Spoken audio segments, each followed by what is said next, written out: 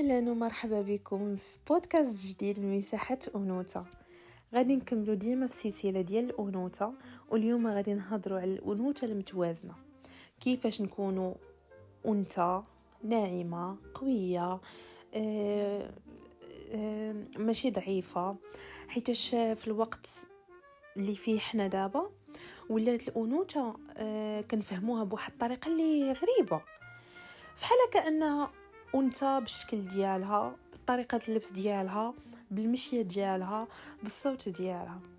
بزاف ديال البنات غير بسبب هذا الشيء ولا عندهم خوف من كلمه انثى، حيت ديما كيربطوها بالتصنع، كيربطوها بالضعف. وفي نفس الوقت كاين واحد النوع اخر اللي كيحاول يكون انثوي بزاف. واحد البنت كتبغي تكون انثويه اكثر من القياس، حتى كتنسى راسها وكتولي كتعيش بواحد الشخصيه اللي مصطنعه، اللي ماشي هي. وهذا الشيء كامل ماشي باش ترضي راسها، انما باش ترضي الناس. ولكن السؤال غادي يبقى هنايا، واش فعلا هذه هي الانوثه؟ واش فعلا نكون انثى يعني نكون ظريفه بزاف حتى الناس يعفطوا عليا، ولا نكون قويه حتى نخلي ديك الرقه والنعومه تضيع ما تبقاش؟ يا الصراحه الانوثه الحقيقيه هي في الحقيقه ماشي في التمثيل. ما خاصكش تكوني كتمثلي، خاصك تكوني حقيقيه، خاصك تكوني انتي. هي واحد التوازن ما بين النعومه والقوه، ما بين الحب وواحد الحزم، ما بين العطاء وما بين الحدود. هي واحد الطاقه اللي كتخليك تكوني سوفت، ناعمه بلا ما تكوني ضعيفه، ولا قويه بلا ما تكوني قاسيه. خليني نفسر لك. هنا عندنا جوج ديال انواع من الانوثه: الانوثه الحقيقيه والانوثه المصطنعه. نبدا بالمصطنعه. كتكون مبنيه على الخوف، كتكوني خايفه من انك ترفضي، من ان حتى شي واحد ما تعجبيه، فكتولي كديري شي حوايج باش تباني كيوت مؤدبه وبيرفكت، ولكن انت الداخل ديالك كتكوني موضره. كتخافي تباني على حقيقتك، كتخافي تقولي لا، كتخافي ترفضي، كتخافي تخسري الناس. اما الانوثه الحقيقيه فهي اللي كتبدا من الداخل، من التصالح مع الذات. التصالح مع الذات ديجا هضرت فيه. هي ملي كتقبلي كاع الجوانب ديالك، الزوينه، الخايبه، الحساسه، الضعيفه، الحزينه، كاع الجوانب. ملي كتقولي انا راه ماشي كامله، انا ماشي بيرفكت، ولكن كنبغي راسي في كاع الحالات ديالي. المراه المتوازنه هي اللي عارفه وقتاش تكون حنينه، وقتاش تكون كيف ما كنقولوا حنايا قاسيه. ماشي قاسيه بداك المعنى، ولكن تكون لا عارفه وقتاش تسكت، وقتاش تهضر، عارفه بلي النعومه ما كتعنيش الضعف، بلي القوه ما كتعنيش القسوه. المراه المتوازنه كتكون بحال شي بحر، كتلقايها مكالميه والداخل ديالها عميق بزاف، وفيها واحد القوه كتقدر كما كنقولوا كيد النساء.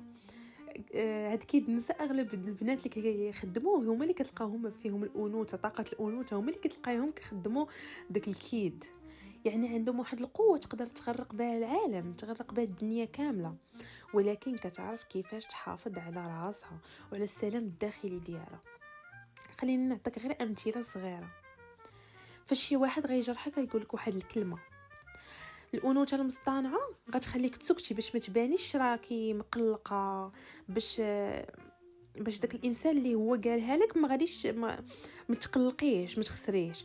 ولكن الانوثه الحقيقيه غتخليك تعبري بواحد الطريقه اللي محترمه، وتدافعي على راسك بلا غوات، بلا ما تبقاي تهزي في ايديك وباغا تشرحي ليها وتفهمي لا هادشي كامل ما كاينش.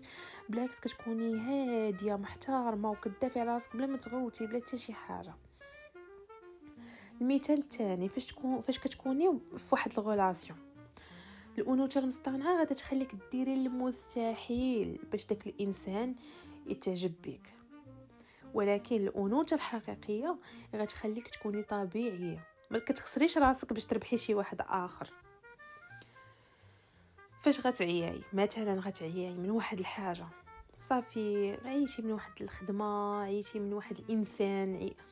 الانوثه المصطنعه غتخليك تضحكي باش تباني قويه، ولكن الانوثه الحقيقيه غتخليك ترتاحي، تبكي، تضحكي، المهم تخلي دوك لي سونتيمون ديالك يدوزوا كيف ما هما، تحسي بيهم.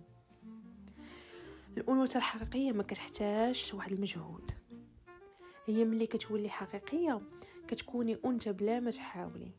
الانوثه كتبدا من الصوت الداخلي اللي كيهضر معاك بواحد الحنان، بواحد اللطف، من الطريقه اللي كتعاملي بها راسك قبل ما تعاملي الاخرين.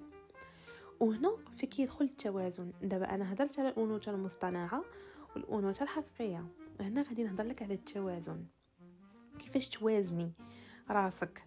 باش تكوني مرا متوازنه خاصك تعرفي الراحه في حياتك ما غتجيش من المثاليه، ولكن من انك تكوني صادقه مع راسك.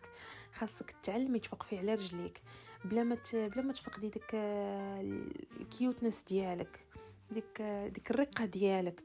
خاصك تبغي انسان ولا انسانه ولكن ما تنسايش راسك. خاصك تعطي ولكن بلا ما تخوي ديك الطاقه ديالك على حساب راسك. يعني شفتي راسك عطيتي وداك الانسان خدا وما عاودش عطاك، بلا ما تبقاي تعاودي تعطي حتى واحد النهار غطيحي غتعياي. والتوازن ماشي انك تكوني كل شيء، هادشي اللي كنقول لك في مره واحده.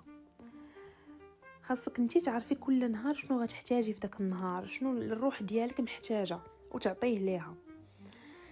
غير واحد التمرين بسيط قبل ما تنعسي، ديما وقفي قدام المرايه اولا فاش تفيقي وقولي لراسك انا انثى متوازنه، انا ناعمه، انا قويه، انا ما كنحتاجش نصطنع باش نكون محبوبه من عند الناس، حيت انا اصلا الحب عندي لداخل. وخلي ديما ديما ديما ديما هاد الجمل خليها معك النهار كامل ويوميا وكل شهر. حاولي انك تخليها معك طول هاد المده، حيت التغيير ما غيجيكش في نهار واحد، ولكن كيبدا من واحد النيه صافيه. تكوني صادقه مع راسك ونيتك صافيه مع راسك انك فعلا باغا تكوني انثى متوازنه وانثى حقيقيه. خاصك هادشي تحسي بيه.